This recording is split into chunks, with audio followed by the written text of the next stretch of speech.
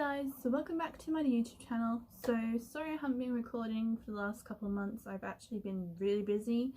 But in today's video I'm going to be remaking the video of what is witchcraft, because the last video I made about what is witchcraft, I didn't really feel like it was good.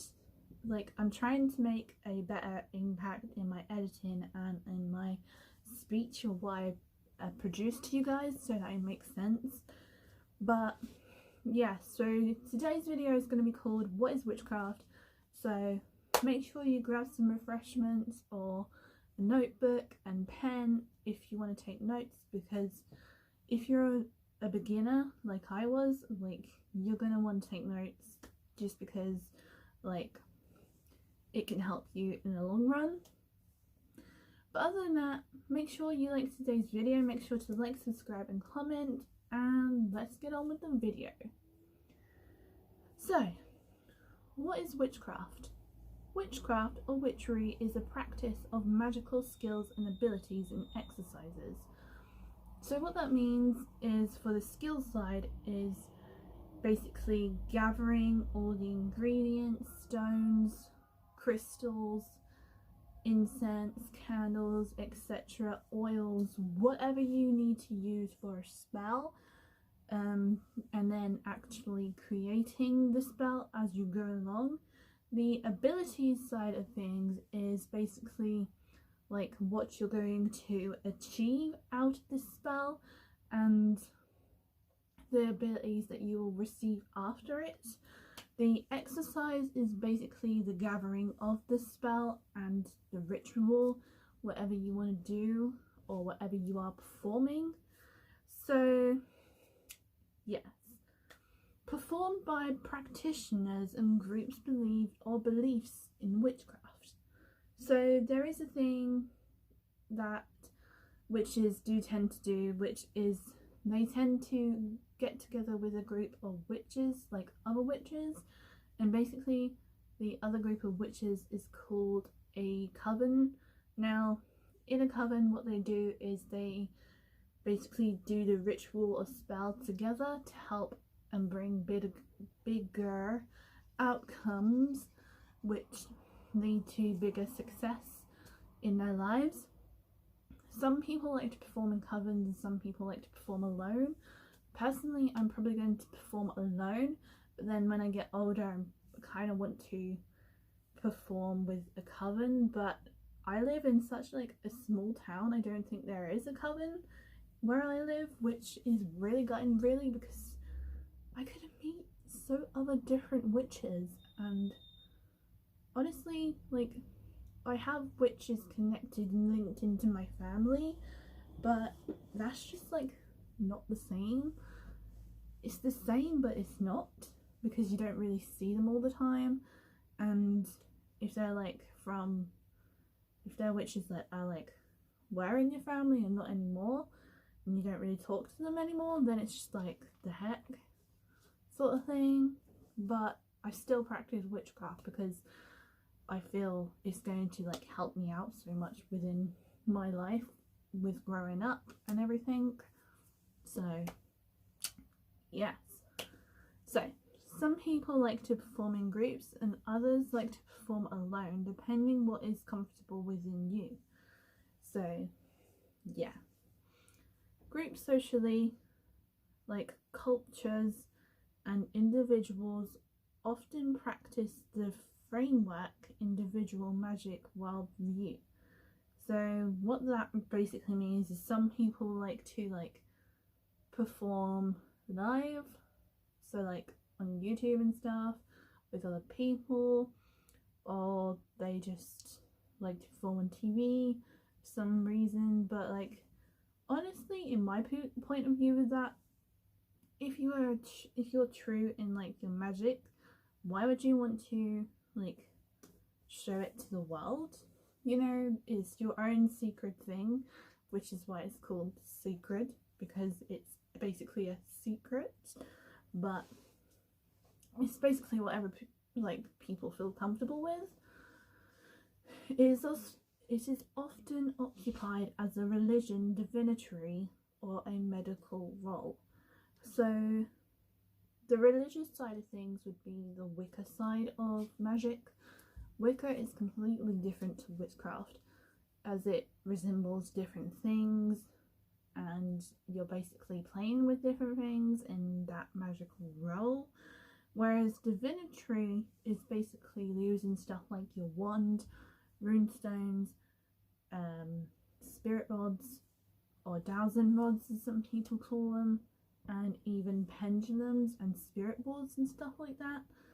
The medical role of stuff would be like, say for example, if you have a really bad headache, or if you have like an illness or have different symptoms wrong with your body, you can actually cure them with like different herbs and different herbal remedies of your own to help your body get better. So the next subject is, what is magic? So magic is both science and art. It is science in the sense that performing a spell, reviewers and research and awareness. So basically what that means is, when you read a lot of books, you know more knowledge about it, which can help you when you actually do the art, which is performing. So the method in witchcraft is art. It is the sense that you need to follow the intuition and be creative. So you're all probably sitting there thinking like, what is an intuition? So basically an intuition is our inner selves basically telling us the right and wrong things to do within our lives. The creative side can be things like making your own wand, your own runes, stuff for your altar, making a dream catcher to like catch the bad dreams, as witches tend to use sometimes. Basically just stuff like that really, and you can make your own statues and stuff too. So yeah, when practicing magic you need to blend the two to make the performance to your will and bring about your desired outcome. So what that means is you need to bring art and science together to achieve your goal. If you don't, it's not exactly going to work the same, if you get what I'm trying to say. And yeah, so that is the magical side of things. Now I'm basically going to explain to you what a witch is, because I think a load of beginners, like when they want to learn witchcraft, they don't actually know what a witch is. So I'm going to explain it to you right now. So what is a witch? A witch uses magic, also known as witchcraft, to multiple energies of the universe to achieve their desired goal. So what that means is, it can be an individual person or a group of people that use the universe's energy, such as spirit, earth, water and fire, to achieve their desired goal, along with the gods and the goddesses. So different types of magic. So there is many different types of magic, but I'm not gonna like bring up all of them. I'm just gonna bring up certain ones, like probably two that is always mentioned and one that is sometimes mentioned. So the first one is black magic, and black magic that is intended to harm another being or multiple their free will. So that basically means is, like, say if the person made that a certain decision but you didn't really like the decision that that person was going to make and you wanted to change the decision that they're making, that's basically taking the free will. So the next one is white magic. So white magic is intended to bring out a positive outcome, and it's basically to make say for example, if you're going through a rough time, you probably use white magic to make it a good and positive time for you to achieve your goals. So the next one is grey magic. So grey magic is normally casted in love spells. So for example, if a person that you love doesn't love you and you want to make them love you, that's basically again taking their free will, but without you really realizing it at the time. So just be careful what you do and how you mix different types of magic together, because it's really important to research that, because if you don't, then in other words, you're not really going to know what you're doing, and it's important to know what you're doing to achieve your desired goals. Fact about black magic: some people use evil spirits to achieve their goals, which is so true, because there's a moon called the black moon, and basically the black moon is the sky which is completely black without a moon, and it's basically where the moon's underneath the clouds and you can't see it. But normally people who do black magic use the black moon to achieve their desired goals, because they feel like that's more powerful to them and it will work. Whereas us witches, we use the moons that are out in different nights. So for example, the full moon, waxing moon, waning moon, and all the other sorts of moons, which I'm not going to go into right now. But yeah, so it all depends on the moon phases of when you do certain magics, because learn about the moon phases as well and you'll basically know most things in witchcraft already. So the next thing I'm going to talk to you guys about is really important, and that is the free will. So this free will is something that us witches tend to go by when we're performing magic, and some of the things we've covered up already, but I just want to recap you guys just so you don't make a mistake. So the first one is everything you put out to the universe will always come back to you. So for example, if you are a positive person, positive things are going out to the universe through your positive energy, and the universe is going to give you positivity back.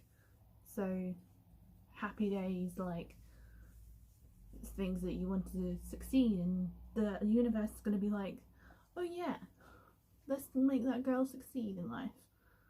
Or if you're having a negative day, then it's going to be sort of the same, just the other way round.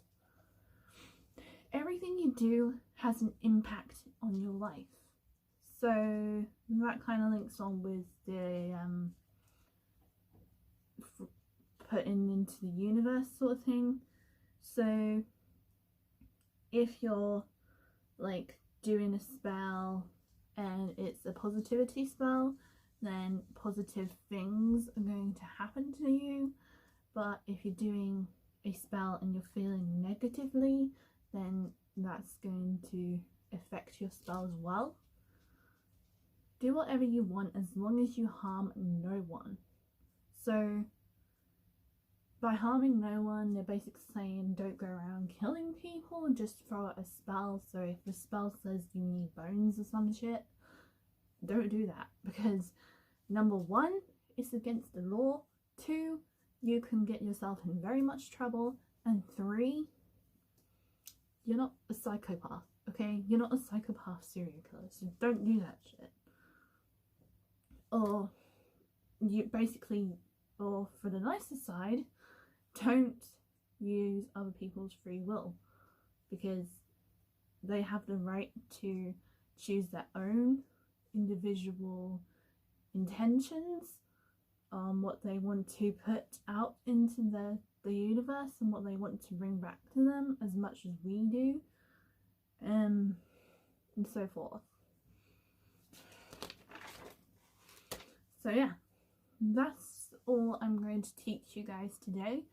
If you want to more videos, I am going to teach you guys about chakra colours and candle colours next week, so make sure you stay for that. But if you enjoyed today's video, make sure to like, subscribe and comment down below, and hopefully this video is more helpful than last time, and love you guys so much, and peace.